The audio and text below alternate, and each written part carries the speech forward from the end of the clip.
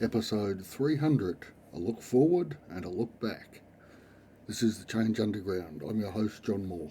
Decarbonise the air, recarbonise the soil. Well, we made it to 300 episodes. There's been a few slippages along the way here and there, but 300 it is. There's actually 313 because of the bonus episodes, but that's okay. It's the numbered ones we're after, so here we go. We're going back to look at a few snippets from episodes 1, 100 and 200. So you can see just where you've been with us if you've been on this journey with us the whole way. And if not, you can see why we got to where we are. So we'll kick off with our first snippet from episode 1. We've just come out of the International Year of Soils. Soils we all depend on. A thin layer between the bedrock and the air is what feeds us. That thin layer and the fact that it rains on Earth is the reason we have food to eat. We must move away from oil and poison-based food systems for our good and the good of the soil. And I think you can see these concerns have been quite a theme ever since we kicked off as World Organic News and now that we've rebranded as Change Underground. One of the other great themes that's been working its way through these last 300 episodes was also covered in episode 1.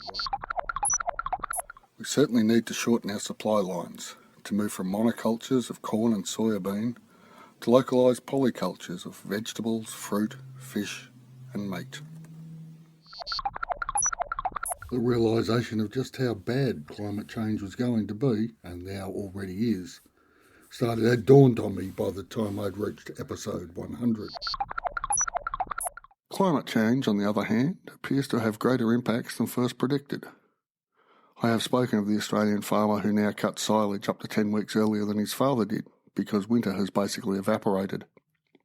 Indeed, it was whilst watching him being interviewed on the telly that this last piece of evidence pushed me into "it's now time to act," rather than "let's wait and watch and use newer technologies as they become available."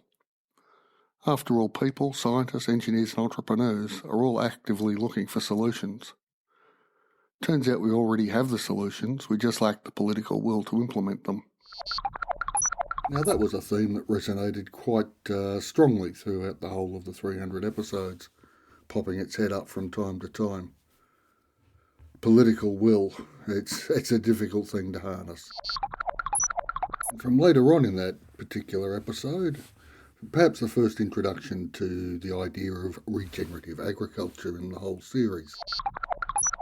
I've been following the data on regenerative agriculture as I mentioned last week, and here's a quote from last week.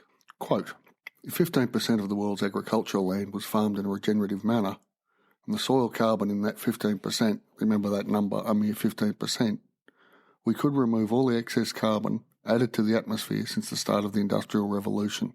End quote. The problem with this solution is the continued production of other forms of pollution which would continue unabated. As we've been saying for quite some time, we need to decarbonise the air as well as recarbonise the soil. And of course we dealt with bureaucracies trying to maintain the status quo. I'm sure it came up, but not in these particular episodes, but the idea of cultural inertia and how hard it is to get to that 100th monkey. But from episode 100, here's a little bit of what we were dealing with then. Bizarre laws are not allowing individuals to grow vegetables on their own suburban plots, making going off-grid illegal, and taxing solar PV panels to pay centralised electricity suppliers all point to the rent-seeking distortions within the economy. There are positive distortions too. The good Dr. Flannery was surprised at the rate of solar PV take-up in Australia. The rate far outstripped that predicted by his Climate Council models. Not surprisingly, individuals were happy to purchase these panels themselves because of the distorted electricity market in Australia. Huge amounts of borrowings to, in effect, gold-plate the transmission lines pushed the price of electricity to amongst the highest in the OECD. So even in price-distorted democratic economies, change for the good is possible. And this is one of the few things for which we can be truly proud here in Australia. The uptake of solar PV has been phenomenal.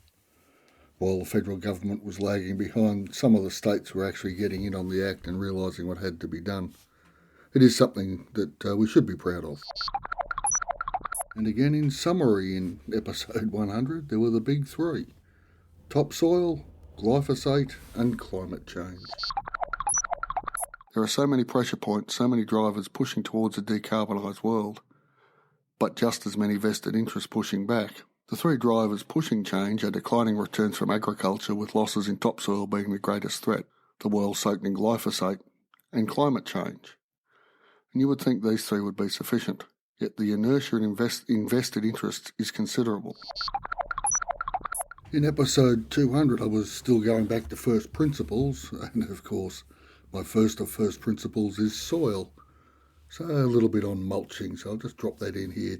The sound quality on this particular clip from episode 200 is a bit rubbish, so please listen and don't be offended. But it does remind me that I've recorded in some odd places over these 300 episodes. Started off in a walk-in wardrobe in episodes 1 for quite a while. I've recorded under doonas in sisters-in-law's bedrooms when we've been travelling from California to places on the New South Wales south coast at my sister's place. The outdoor ones have always been fun. Another sister-in-law up in the Blue Mountains. I sat on her back patio early in the morning and got the magpies and whatnot in the background. But perhaps my favourite outdoor one was sitting on a bench, a stone wall actually, just outside Calorglan at the Lawn Dairy Farm, and recording there early autumn it was. Not too cold, quite crisp, and the sound quality was just wonderful. So anyway, listen to this clip from episode 200. It's not ideal, but it does represent my history. After all, mulches are the preferred tool of nature. You think forest floors, deciduous or evergreen, layer upon layer of organic matter falls down onto the soil, protecting it. Moderates the temperature during the extremes of summer and winter, and mulches both cover and feed the soil.